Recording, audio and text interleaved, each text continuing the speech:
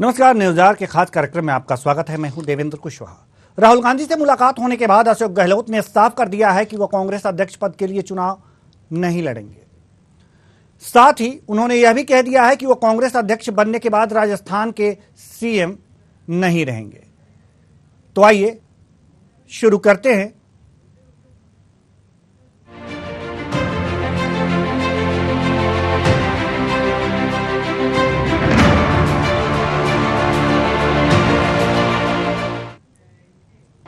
अशोक गहलोत की ओर से सीएम पद छोड़ने की चर्चाओं के बीच राजस्थान में सीएम पद के लिए रेस तेज हो गई है। पायलट के अलावा गहलोत गुट के कई वरिष्ठ नेताओं के नाम इस फहरिस्त में सामने आ रहे हैं। एक रिपोर्ट देखिए, फिर चर्चा भी करेंगे। नहीं माने राहुल तो मान गए गहलोत, भरेंगे कांग्रेस अध्यक्ष के लिए पर्चा, छोड़ेंगे सीएम की कुर्सी, सीएम के लिए पायलट दावेदार, लेकिन गहलोत को पायलट नागवार। गहलोत राहुल गांधी को मनाने गए, लेकिन वे नहीं माने। राहुल गांधी ने कहा, गांधी परिवार से कोई कांग्रेस अध्यक्ष पद के लिए नामांकन नहीं भरेगा।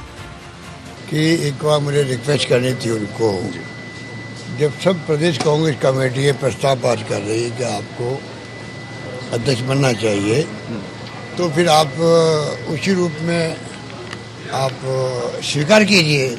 तो मैंने भी काफ़ी बातचीत करने की कोशिश करी, पर वो इस बात के लिए वो कह रहे हैं हमने एक बार फैसला कर लिया कि एक बार कोई गांधी फैमिली का व्यक्ति हम उम्मीदवार नहीं करेंगे। राहुल गांधी को मनाने गए अशोक गहलोत असफल हो गए। राहुल बाबा नहीं माने, पर गहलोत खुद मान गए। अब कांग्रेस अध्यक्ष पद के लिए नामांकन भरेंगे।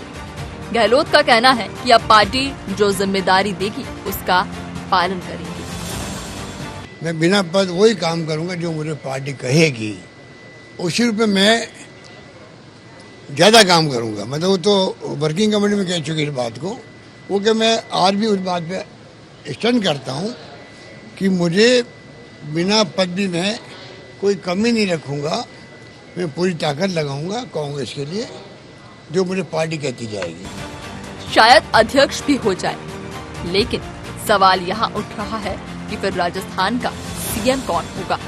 गहलोत को पायलट पसंद नहीं, ऐसे में उनके करीबियों पर नजर टिकी हुई है।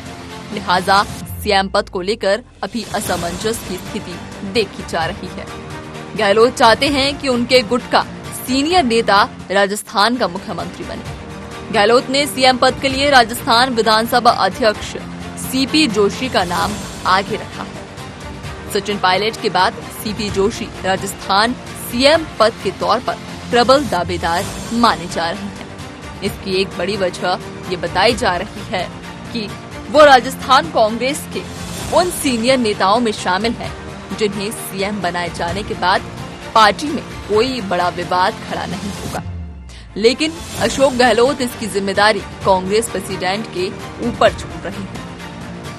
जनरल सेक्रेटरी इंचार्ज हैं मिस्टर अजय माकन, वो और कांग्रेस प्रेसिडेंट सोनिया जी, वो लोग फैसला करेंगे कि अब मान लीजिए मैं अध्यक्ष बन रहा हूँ तो क्या प्रक्रिया हो वहाँ पर, कब हो प्रक्रिया, ये तमाम फैसले वो करेंगे।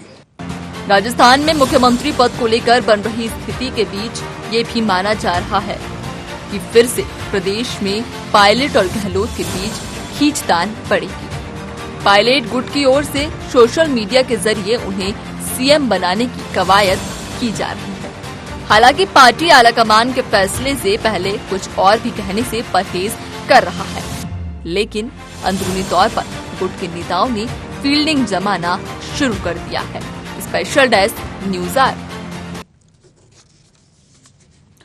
तो सवाल यहां पर यह है कि अब कांग्रेस अध्यक्ष पद के लिए मनाने गए गहलोत से राहुल गांधी नहीं माने, और राहुल गांधी नहीं माने तो अशोक गहलोत मान गए। वो अध्यक्ष पद के लिए नामांकन करेंगे, जैसे कि अटकलें लगाई जा रही थी कि पहले से ही कि अगर जो राहुल गांधी नहीं मानते हैं, और जैसा कि पूरी आशाएं थीं लोगों को कि राहुल गांधी नहीं मानेंगे, उन्होंने साफ साफ कह दिया कि गांधी परिवार से कोई अध्यक्ष पद के लिए नामांकन नहीं भरेगा। और अब अशोक गहलोत नामांकन भरेंगे। उन्होंने साफ साफ कहा है, आपने सुना भी है, कि ये प्रक्रिया कैसे होगी और कहां होगी, किस तरह से होगी, यह सारा तय करेगा कांग्रेस प्रेसिडेंट। और साथ ही साथ एक बात और भी बात सामने आई है कि वो सीएम की कुर्सी छोड़ देंगे। तो सीएम की कुर्सी छोड़ देंगे तो सबसे प्रबल दावेदारों में से सचिन पायलट आ रहे हैं। और जब सचिन पायलट आ रहे हैं, लेकिन क्या गहलोत को सचिन पायलट पसंद है? हमेशा रस्साकसी रही है राजस्थान की राजनीति में। ऐसे में क्या पायलट सीएम की कुर्सी की तरफ बढ़ जाएंगे, या सीएम की कुर्सी पा जाएंगे, या फिर एक बार फिर राजनीति के जादूगर अशोक गहलोत अपना कुछ जादू का करतब दिखाएंगे और पुनः अपने किसी सहयोगी या अपने किसी खासम खास को कुर्सी सौंपेंगे?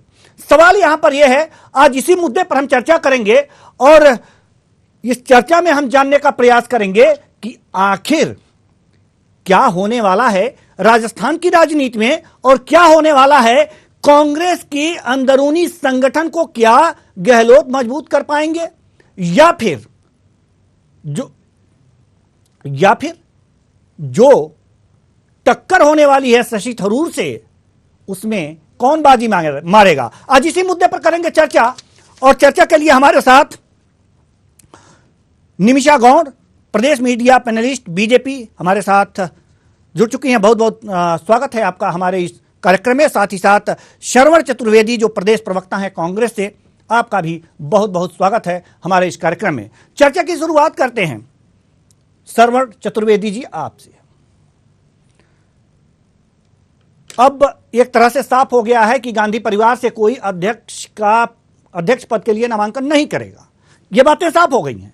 लेकिन सवाल यहां पर यह है कि अगर जो अशोक गहलोत नामांकन भरते हैं और शशि थरूर भी नामांकन भरते हैं, तो ज्यादातर संभावनाएं अशोक गहलोत को अध्यक्ष बनने की हैं। अब सवाल सुन लीजिए, सवाल यहां पर यह है कि अशोक गहलोत अगर जो अध्यक्ष बन जाते हैं तो क्या गांधी परिवार की नाफरमानी कर पाएंगे किसी मुद्दे पर?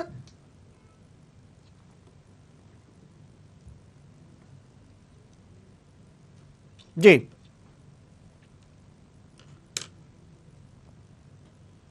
जी, शरवण चतुर्वेदी। कांग्रेस में जो कार्य होते हैं, चाहे चुनाव हो रहे हैं, जी जी जी, आपकी आवाज आ रही है। ये सभी के सभी लोकतांत्रिक प्रक्रिया के तहत होते हैं।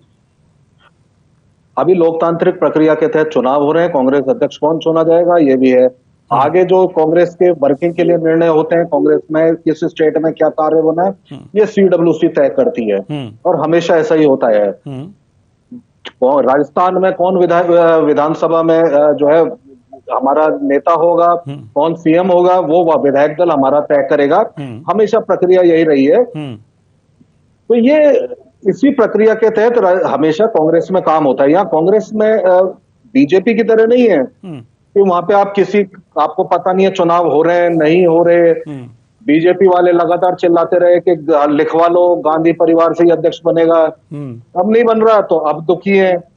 लेकिन एक चीज तय है कि अब राष्ट्रीय स्तर पर जब राहुल गांधी के साथ अशोक गहलोत कांग्रेस की कमान संभालेंगे और वहां पे जिस तरह से उन्होंने मैनेजमेंट करके पहले भी दिखाया है, चाहे गुजरात चुनाव रहे हो, कर्नाटक चुनाव रहे हो, उससे पहले पंजाब चुनाव रहे हो, अब 2024 में भारतीय जनता पार्टी इनको संगठन के स्तर पर बहुत बड़ी चुनौती मिलने वाली है। और निश्चित रूप से उनकी चिंता बाद में कीजिएगा सर, हर राज्य में मुंह की खा रहे हैं, उनकी चिंता बाद में कीजिएगा, अपनी चिंता कीजिए। आपसे सवाल यही था कि क्या अशोक गहलोत गांधी परिवार की नाफरमानी किसी मुद्दे पर कर पाएंगे अगर अध्यक्ष बनते हैं तो?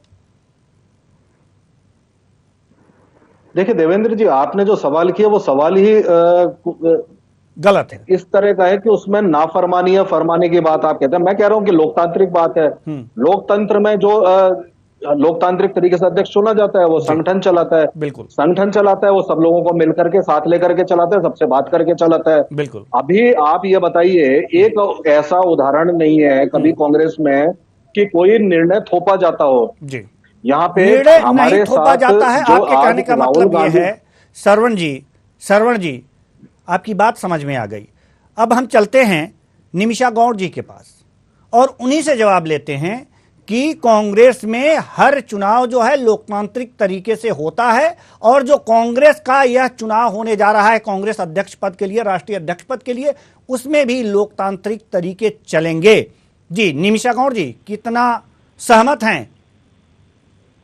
देखिए देवेंद्र जी, आला कमान तय कर रहा है कौन राष्ट्रीय अध्यक्ष का चुनाव लड़ेगा। यह आला कमान तय कर रहा है कि प्रस्तावक ही आला कमान है इनका, गांधी परिवार है।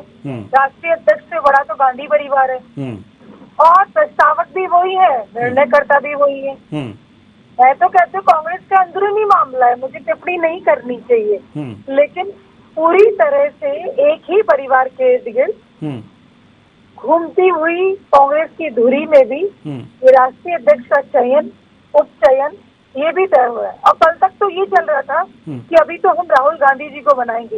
आज दिन में ही हम लोग बैठे थे एक डिबेट में, तो ये कह रहे थे कि अभी भी हम लोग चाह रहे कि उनको मना ले हम। तो रूठना मनाना ये ऐसा प्रतीत होता है कि अब 2 राज्यों तक सिमटी कांग्रेस जो है आगे आने वाले समय में राजस्थान छत्तीसगढ़ से भी हाथ धो बैठेगी, जैसे पंजाब में इनकी जमानत जब्त हुई है। तो ऐसा लग रहा है कि अब ये हार का ठीकरा गांधी परिवार नहीं चाहता। गांधी परिवार का सम्मान बचाने के लिए आहुति है राजस्थान के मुख्यमंत्री। आहुति है निमिषा जी, आहुति है जी। श्रवण चतुर्वेदी जी जवाब दीजिए, बात चुभने वाली है। श्रवण चतुर्वेदी जी बात चुभ रही है, कांग्रेस को चुभने वाली भी है, बात चुभ रही है, कांग्रेस को चुभने वाली भी है। देखिए आपको एक चीज मैं बताना चाहता हूँ देवेंद्र जी, सबसे बड़ी स्थिति है कि अटल बिहारी वाजपेयी जी ने जब सरकार चलाई थी इंडियन शाइनिंग के बाद में भी कांग्रेस पार्टी नहीं हराया था भारतीय जनता पार्टी को जी। और यही सोनिया गांधी के नेतृत्व में हम लोग चुनाव जीते थे और 10 साल तक सरकार चलाई हमने। और यह वही गांधी परिवार है जिसने 3 बार राजीव गांधी के बाद 32 साल से हम रोकना चाहेंगे सर, श्रवण जी हम आपको रोकना चाहेंगे, थोड़ी देर के लिए रोकना चाहेंगे, थोड़ी देर के लिए रोकना चाहेंगे। हमारे साथ सुरेश कुमार मीणा जो वरिष्ठ पत्रकार है जुड़ चुके हैं, बहुत बहुत स्वागत है आपका हमारे इस कार्यक्रम में।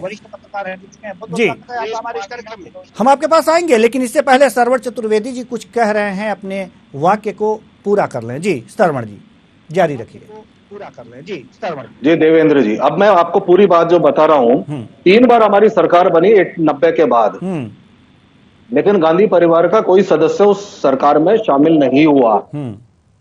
चाहते जबकि जनता चाहती थी, चुनाव जिताया भारतीय जनता पार्टी को हराया। आज भी जो स्थिति है भारतीय जनता पार्टी भले बड़ी बड़ी बातें कर ले, लेकिन भारतीय जनता पार्टी को ये समझना होगा कि 22 करोड़ वोट लेकर के नरेंद्र मोदी प्रधानमंत्री बने, लेकिन 12 करोड़ वोट कांग्रेस ने भी लिए थे। और हाँ, आधे से ज्यादा वोट हमने लिए हैं, इतना डिफरेंस नहीं है, लेकिन सीटों का डिफरेंस है, जिस कारण आप घमंड में कुछ भी कह सकते हैं।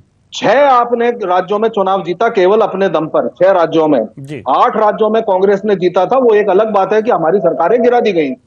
लेकिन आज भी अगर यहाँ पे या तो हम सत्ता में है, सत्ता में नहीं है तो सत्ता में हम उसमें अलायंस में है, अलायंस में नहीं है तो हम विपक्ष के दल हैं। तो ये भारतीय जनता पार्टी को जो चिंता है अपनी करें, बहुत चिंता है। जहाँ पे एक होपे हुए नेता बनते हैं राष्ट्रीय अध्यक्ष, वहां पे कोई भी हो, अमित शाह का वहां पे जो फरमान है सर्वोपरि होगा। तो ये सब चीजें देखें। अभी कुछ समय पहले ही गुजरात में बड़ी मुश्किल से चुनाव जीते थे, 8 सीटों का ही मुकाबला फासला था। तो ये सारी चीजें अभी दिखाई है और आगे भी दिखाएंगे। लेकिन भारतीय जनता पार्टी को एक चीज यहाँ पे समझनी होगी कि हम देश भर में पहले भी शासन कर चुके हैं, सत्ता में रहे या ना रहे, चाहे आजादी से पहले सत्ता की बात नहीं थी तो भी जनता के लिए संघर्ष किया, आज भी कर रहे हैं। आज वो समय तो हमने ला दिया है देवेंद्र जी कि भारतीय जनता पार्टी को, इनके नेताओं को, प्रधानमंत्री जी को ये कहना पड़ा कि अब हम सारे धर्मों का सम्मान करते हैं। और मोहन भागवत जी अब मदरसों में जा रहे हैं। एक व्यक्ति एक पद की लड़ाई चल रही थी। तो ये सब चीजें तो हो चुकी हैं और बदलाव आएगा। बाकी जब ये कहते हैं तो मेरे अभी तो नॉमिनेशन भी नहीं हुआ, ये निमिषा जी को पता नहीं कहां से पता पड़ा कि प्रस्तावक कौन है। इसलिए सपनों की दुनिया से बाहर निकल के जब धरातल पर उतरेगी भारतीय जनता पार्टी तो इन्हें असलियत पता पड़ेगी कि किस जमीन पर ये घोष चल रहे हैं। महंगाई, बेरोजगारी, और उसके अलावा जितने वादे इन्होंने अधूरे छोड़े ना, किसानों की आमदनी दुगनी करने, 2 करोड़ रोजगार देने के, उन सब पे लड़ाई होगी, जबरदस्त लड़ाई होगी। और उस मुकाबले में भारतीय जनता पार्टी को जनता सबक सिखाने वाली है। वो सब मुद्दे जमकर उठ गए हैं। लोकतंत्र हो गया श्रवण जी, लोकतंत्र कहाँ से हो गया? गांधी परिवार ही तय कर रहा है, तो लोकतंत्र कहाँ से लग रहा है आपको? अरे आप तो एक चीज बता दो, आपको इतना सा बता दो कि भारतीय जनता पार्टी में किस साल में किस दिनांक को चुनाव हुए थे? आपके प्रदेश, आपके राष्ट्रीय अध्यक्ष कौन सी दिनांक को चुनाव जीते? इतना सा बता दो। आपको क्या बता पाओगे? किसी एक अध्यक्ष का बता पाओगे आप कि कब चुनाव हुए? कौन अध्यक्ष आपका किस दिन चुनाव जीता, कब उसने नॉमिनेशन भरा? अगर ये नहीं बता सकते तो हमारे लोकतंत्र पे उंगली मत उठाओ, और अपने आपके यहाँ पे जो तानाशाही चलती है उसके लिए आप जवाब दो जनता पे। ठीक है, आप लोगों की बातें जो हैं वास्तव में ठीक है। देवेंद्र कुशवाहा जी मुख्यमंत्री जी कह रहे थे जी कि मैं छोड़ के को नहीं जाऊं। ठीक है, ठीक है। अरे आप छोड़ो, ठीक है मैडम, आप तो अभी अपने नेताओं को संभालो। ठीक है, ठीक है, हम आप दोनों के पास आएंगे, हम आप दोनों के पास आएंगे। आप दोनों ने जो बातें कही है ना, न दर्शकों के समझ में आया है न मेरे समझ में आया है। एक एक करके कहते तो दोनों को समझ में आता। खैर ठीक है, जो भी आपने कहा है, जो भी कुछ समझ में आया है, उस समझ के अनुसार हम जाना चाहेंगे सुरेश कुमार मीणा जी के पास, जो वरिष्ठ पत्रकार हैं। बहुत देर से आप लोग दोनों को सुन रहे थे, पता नहीं समझ में कुछ आया है भी या नहीं आया है इस लड़ाई झगड़े के बीच। लेकिन सुरेश कुमार मीणा जी, हम जानना ये चाहते हैं कि आखिर जब अशोक गहलोत अध्यक्ष पद के लिए एक तरह से नामांकन भरेंगे, अध्यक्ष हो भी जाएंगे, ऐसा माना जा रहा है, ऐसे में अब सीएम का पद बचता है। सीएम का पद किस ओर बढ़ता जा रहा है, और क्या आपको लगता है कि सचिन पायलट को वो कुर्सी मिल पाएगी जिसके लिए वो काफी लंबे समय से प्रयासरत हैं? देखिए, मेरी आवाज सुन पा रहे हैं आप? बिल्कुल बिल्कुल, आपकी आवाज बखूबी आ रही है। देखिए, ये सही है कि राजस्थान के अंदर कांग्रेस की सरकार बनाने में सचिन पायलट साहब का बड़ा योगदान है, लेकिन इस बात को भी स्वीकारा जा रहा है कि अशोक जी गहलोत के नेतृत्व में 3 बार राजस्थान के अंदर सरकार बनी है और युवाओं की पसंद है सचिन पायलट।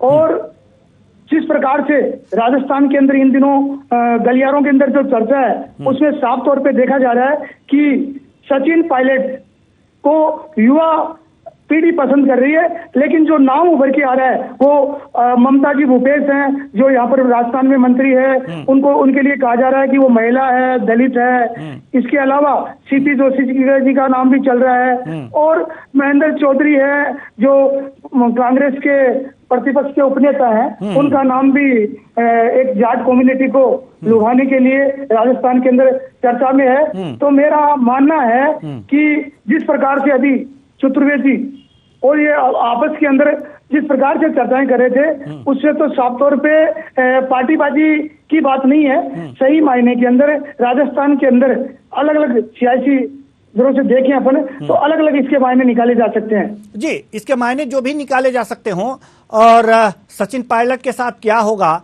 ये तो आने वाला वक्त बताएगा। लेकिन सुरेंद्र कुमार मीणा जी, जिस समय चुनाव चल रहे थे विधानसभा चुनाव के, मैं राजस्थान में था, बड़ी ही बारीकी से इस सारी चीजों को देख रहा था और बहुत ही बारीकी से विश्लेषण भी किए जा रहे थे। उस समय की स्थितियां ये थी कि लगता था कि 2 फाड़ कांग्रेस के हो जाएंगे, लेकिन किस तरह से मामला संभला ये पूरा देश जानता है। सवाल यहां पर ये नहीं है, सवाल यहां पर अब दूसरी तरफ हम चलते हैं और एक दूसरा सवाल आपसे लेते हैं। लोकतंत्र की बात आई है, जैसा कि अभी सुरेश कुमार मीणा जी ने कहा है कि कांग्रेस में लोकतंत्र है। हम आपसे जानना चाहते हैं सर कि कांग्रेस में क्या लोकतंत्र बचा है? देखिए ब्यूरो चीफ महोदय, सही मायने के अंदर पार्टियां कोई भी हो, आज के इस युग के अंदर, आपाधापी के युग के अंदर लोग सपने दिखाने में और अपनी प्रतिस्पर्धा की लड़ाई लड़ रहे हैं। सही मायने में जिस प्रकार की गांधीवादी कांग्रेस की बात करते थे, और आज सही बात यह है कि जो व्यक्ति कल पार्टी ज्वाइन करता है, दूसरे दिन वो पार्टी के अंदर पदाधिकारी बन जाता है। इसलिए पार्टियां तो कहाँ रही है, पार्टी के सिद्धांत डेमोक्रेसी है, ये मानते हैं, और डेमोक्रेसी के अंदर सबको अपना अपना अधिकार है, कोई भी फॉर्म लगा सकता है, कोई भी चुनाव लड़ सकता है। लेकिन जिस प्रकार से राजस्थान के अंदर या देश के अंदर आए दिन देखा जा रहा है कि 4 दिन पहले नेताजी किसी पार्टी में थे, 5 दिन बाद में किसी पार्टी की सदस्यता ग्रहण करते हैं, और 6 दिन बाद में पार्टी में पदाधिकारी बन जाते हैं। बिल्कुल बिल्कुल यही चीजें हैं। तो एक तरह से ये कहा जा सकता है कि जो लोकतंत्र की दुहाई दी जा रही है शर्मण जी आपके द्वारा, वो उस लोकतंत्र में कितना घुन लगा हुआ है। अभी सीधे सीधे श्रवण चतुर्वेदी जी ने साफ साफ ये बता दिया। लेकिन माफ कीजिएगा, सुरेश कुमार मीणा जी ने यह साफ साफ बता दिया। श्रवण चतुर्वेदी जी, आपसे अगला सवाल यह है कि चलिए हम मान भी लेते हैं कि कांग्रेस में लोकतंत्र है, और लोकतंत्र होने की वजह से जो ज्यादा मेहनत करता है पार्टी के लिए उसका हक भी बनता है, लोग उसे चाहते हैं, और जिनको ज्यादा चाहते हैं उनको आगे भी किया जाता है। क्या सचिन पायलट के रूप में, सीएम के रूप में कांग्रेस देख सकती है, क्या ला सकती है? ये एक युवा है, और देवेंद्र जी एक मैं आपको बताऊं, आप कह रहे हैं सचिन पायलट, आप ऐसे कह रहे हैं जबकि कांग्रेस के नेता नहीं होकर के कोई बाहरी नेता हो। कांग्रेस के ही नेता हैं, 7 वर्ष तक प्रदेश कांग्रेस कमेटी के अध्यक्ष रहे हैं, मैंने उनके साथ काम किया है। तो आप कांग्रेस ही बनेगा ना, कांग्रेस से तो, और जो भी बनेगा वो विधायक दल का नेता तय करेगा जी। आप जिस तरह से कह रहे हैं लोकतंत्र की बात, आप एक बार भारतीय जनता पार्टी से पूछ लीजिए, आपके साथ प्रवक्ता जो पैनलिस्ट उनके बैठी हैं, कि इनके किसी भी एक राष्ट्रीय अध्यक्ष के चुनाव की तारीख पूछ लो आप जी, कभी नॉमिनेशन भरा हो आपको? अगर याद हो आप बता दो, जवाब देंगे निमिषा जी। निमिषा जी जवाब दीजिए, जवाब दीजिए। नहीं सुनो, अब मैं आपको एक चीज और बताता हूँ। लोकतंत्र में जब ये स्थिति होती है कि आज भारतीय जनता पार्टी के 100 से अधिक जो सांसद हैं वो हैं जो कांग्रेस से थे पहले, और जो आज सरकारें चल रही हैं कम से कम 3 मुख्यमंत्री हैं कि अभी 5 से 6 साल पहले तक कांग्रेस में ही थे जी जी। तो भारतीय जनता पार्टी में कमी होगी, नेताओं की बहुतायत है। और कांग्रेस पार्टी को जो आज बात करते हैं तो सबसे पहले ये एक बार ये तय तो कर लें कि अपने दम पर कितने चुनाव जीते आज तक इन्होंने। उधार के नेता लेकर के एक जो कमल का फूल बना है ना दोहरे की पंखड़ियों से, तो सारी पंखड़ियां उधार की हैं, और वो कब बिखर जाएंगी पता नहीं पड़ेगा। निमिषा जी, और दूसरी चीज यहाँ पे अगर राजस्थान की बात करते हैं तो अब तय होने वाला है, विधायक दल तय करेगा हमारा कि कौन मुख्यमंत्री बनेगा। इसमें भारतीय जनता पार्टी नहीं करेगी, भारतीय जनता पार्टी के विधायक नहीं करेंगे, क्योंकि भारतीय जनता पार्टी में तो अभी यहाँ पे ये लड़ाई चल रही है कि पोस्टर में किसकी फोटो हो, कौन होर्डिंग किसके नाम आए, वसुंधरा जी का आए या ना आए, और ये तक घोषणा करनी पड़ी कि हम तो किसी भी चेहरे के बगैर चुनाव लड़ेंगे। इतनी लड़ाई है। निमिषा जी, निमिषा जी आप देखिए कि मैं श्रवण जी के थोड़ी सी जानकारी शरण चतुर्वेदी जी की बता देती हूँ। हाँ, तारीख बता दो, मुझे नहीं है जानकारी कि कब भारतीय जनता पार्टी के राष्ट्रीय अध्यक्ष बने। जनसंघ का निर्माण हुआ, कांग्रेस से अलग होकर जनसंघ का निर्माण हुआ, और आज भारतीय जनता पार्टी के रूप में दुनिया की सबसे बड़ी पॉलिटिकल पार्टी, आप सबसे पुराने राजनीतिक दल का प्रतिनिधित्व करते हैं। एक ऐसा राजनीतिक शासन किया है, और शासन करने के बाद गरीबी हटाओ का नारा तो दिया, लेकिन सिर्फ अपनी गरीबी हटाई। और आज जब भ्रष्टाचार के मामलों में पूछताछ होती है तो आप अगले बगले झांकते हैं, प्रदर्शन करते हैं उन संस्थाओं के खिलाफ जो आपसे पूछ रहे हैं। और रही बात आपका राष्ट्रीय अध्यक्ष का चुनाव हो रहा है, जब गांधी परिवार ने पल्ला झाड़ लिया, 2 अंकों तक सिमट गए, जब पंजाब में जहां आपकी सरकार थी, जहां आपकी पार्टी की सरकार थी, वहां आपकी जमानत जब्त हो गई है, तब आपके नए राष्ट्रीय अध्यक्ष 24 साल बाद उसकी कवायद चालू हुई है। आपको तो मुस्कुराना चाहिए, प्रसन्न हो जाना चाहिए। राजस्थान बनते हैं वो तो अगर शुभकामनाएं लेनी चाहिए आपको प्रसन्नता से। आज आप कटाक्ष करते हुए इधर उधर क्यों बोल रहे हैं? मैं कह रही हूँ, आपको कह रहे हैं श्यामा प्रसाद मुखर्जी खुद भारतीय जनता पार्टी वहीं से आई है, तो आप तो नहीं संभाल पा रहे। आपकी रीति अलग है, नीति अलग है, बोलते कुछ और है, करते कुछ और है। और रही बात ये बार बार कह रहे लोकतांत्रिक पद्धति से चयन हो रहा है, तो मैं बताना चाहूंगी देवेंद्र कुशवाहा जी कि इनके जो 9,000 सदस्य हैं, कौन है ये सदस्य? भाई, पिता, एक ही परिवार के 4 लोग सदस्य हैं इनकी लिस्ट के अंदर। तो लिस्ट जो है पूरी परिवारवाद पे बनी हुई लिस्ट है, और वो भी बायस लिस्ट है। बड़ी खुशियां बन रही है कि उनके बेटे को भी पीसीसी मेंबर बनाया गया है जो वोट डालेगा।